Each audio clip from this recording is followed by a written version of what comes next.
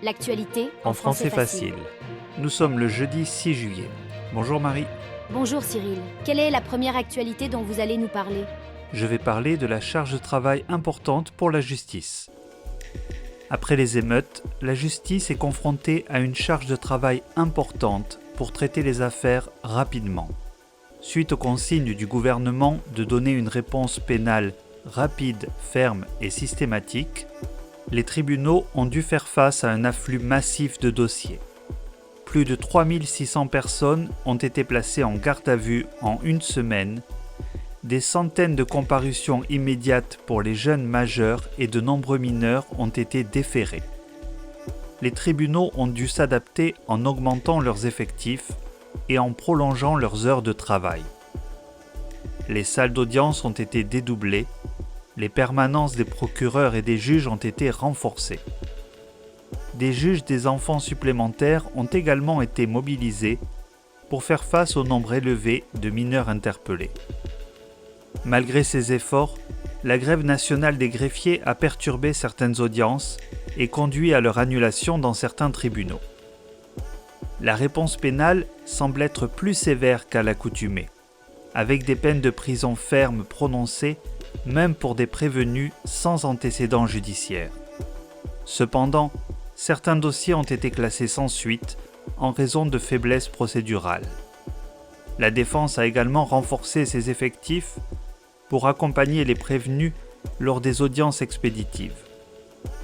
Malgré les défis rencontrés, la justice s'est adaptée pour traiter les affaires liées aux émeutes de manière adéquate, dans un contexte exceptionnel, mais en veillant au respect des droits des personnes concernées. Passons maintenant à la deuxième actualité. La journée la plus chaude jamais enregistrée. Le 4 juillet 2023, la Terre a connu la journée la plus chaude jamais enregistrée, selon l'Agence américaine d'observation océanique et atmosphérique. La température moyenne mondiale a atteint 17,18 degrés Celsius, dépassant ainsi le précédent record de 16,92 degrés Celsius, établi en 2016. Ces records de chaleur sont préoccupants et surprenants pour les scientifiques. Les températures élevées sont principalement causées par l'épisode El Niño, un phénomène météorologique naturel qui provoque une augmentation des températures mondiales. Les conséquences de cette chaleur extrême se font déjà ressentir dans le monde entier, avec des vagues de chaleur, des feux de forêt et des répercussions sur la biodiversité marine. Par exemple, le Royaume-Uni a enregistré le mois de juin le plus chaud de son histoire, entraînant des restrictions d'utilisation de l'eau.